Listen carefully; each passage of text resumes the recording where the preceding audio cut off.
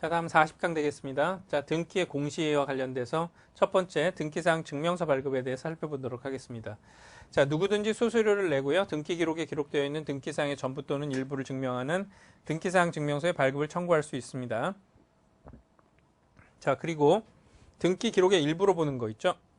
등기 기록이란 말은 없지만 신탁원부, 공동담보 목록, 도면, 매매 목록은 그 사항의 증명도 함께 신청하는 뜻의 표시가 있는 경우에만 이를 포함해서 발급합니다.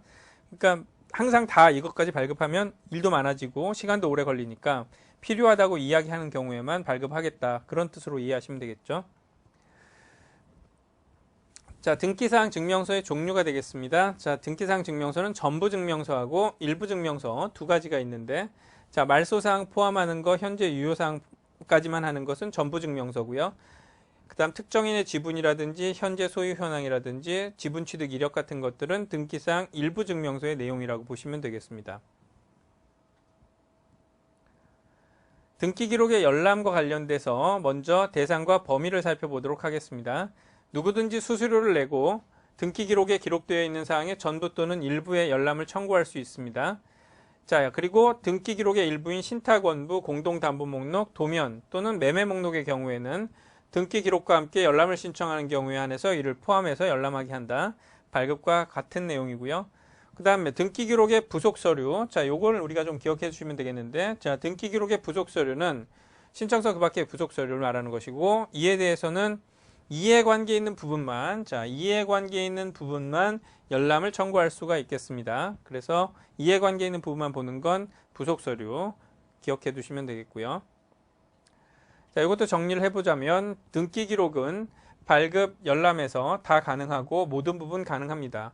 폐쇄 등기 기록은 발급, 열람 다 가능하고 다만 발급은 전부 증명서인 경우에만 가능하고요. 말소사항 포함한 것. 열람은 모든 부분 가능합니다. 그다음 세 번째 등기 기록의 부속 서류는 열람만 가능한데 이해관계 있는 부분에 한해서만 가능하다는 것 주의하셔야 되겠죠. 자, 다음은 수수료 납부 방법입니다.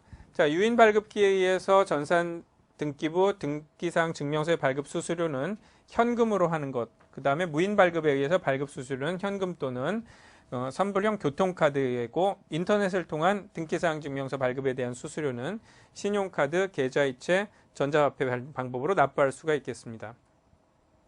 출석 열람의 경우에도 역시 현금이고요. 인터넷 열람의 경우에는 신용카드, 계좌이체, 전자화폐 방식으로 납부할 수가 있겠습니다.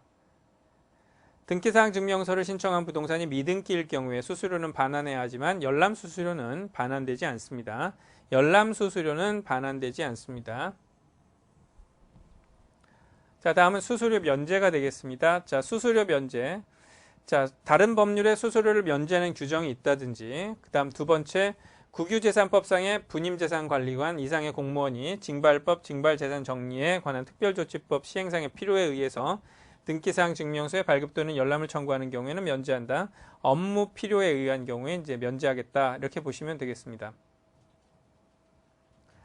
자, 다음은 전자신청 절차가 되겠는데요. 자, 전자신청 절차. 첫 번째로 전자신청을 할 수 있는 자가 되겠습니다. 자, 당사자 본인에 의한 신청인 경우에는 자, 사용자 등록을 한 자연인만 가능합니다. 이때는 외국인 포함한다는 뜻이고요. 그 다음에 법인의 경우에는 전자증명서를 발급받은 법인이면 신청을 할 수가 있습니다. 하지만 법인이 아닌 사단이나 재단 같은 경우에는 신청 자체가 안 된다라고 보셔야 되겠고요. 자, 대리인에 의한 신청의 경우에는 자, 요런 말 기억하시면 되겠죠? 자격자 대리인. 자격자 대리인은 변호사, 법무사를 얘기하는 것이고요. 자격자 대리인이 아닌 사람은 대리 전자 신청할 수가 없습니다. 그래서 대리 신청은 자격자 대리인만 가능하다라는 거 알고 계셔야 되겠습니다. 자, 다음은 전자신청 방법이 되겠습니다. 자, 전자신청 방법. 대법원 인터넷 등기소를 접속하고 사용자 인증 취득하고 그 다음에 신청 정보를 입력하는 방법이고요. 그 다음에 필수 정보를 첨부합니다. 자, 법인 등기부 정보 또는 부동산 등기부 정보와 같이 등기소에서 직접 확인할 수 있는 정보는 그 표시만 하고 첨부를 생략해도 되고요. 주민등록정보, 토지대장 정보, 건축물대장 정보, 토지거래, 계약허가 정보 이런 것들은 행정정보 공유센터에 연계를 요청할 수 있다는 얘기가 되겠습니다. 자, 그 다음 승인을 하고요. 그 다음 여섯 번째 등기신청 수수료를 납부하게 되겠죠. 그 다음에 송신을 합니다. 그 다음 마지막 인감증명서 정보의 송신 불효라고 하는 것은 공인인증 정보를 송신하게 되면 대체할 수 있다는 의미로 보시면 되겠습니다. 자, 전자신청 방법. 자, 전자신청의 경우에는 접수번호는 전산정보 처리 조직에서 자동 생성된 접수번호를 부여한다. 그래서 자동으로 생성된 접수번호가 부여된다라고 하는 것 기억해 두시면 되겠습니다. 그 다음에 기업 사무 처리, 그 다음에 조사 및 교환 업무, 집단 사건이나, 자, 요거는 이제 한번 보실게. 집단 사건이나 판단이 어려운 사건 등의 경우에는 그 사유를 등록하고 이들 신청 사건보다 나중에 접수된 사건을 먼저 처리할 수 있다. 자, 그래서 우리가 집단, 뭐 등기, 아파트 같은 거 분양해서 이제 집단으로 등기한다든지 판단이 어려운 사건 같은 경우에는 그 사유를 등록하고 신청 사건보다 나중에 접수된 사건을 먼저 처리할 수 있는 예외를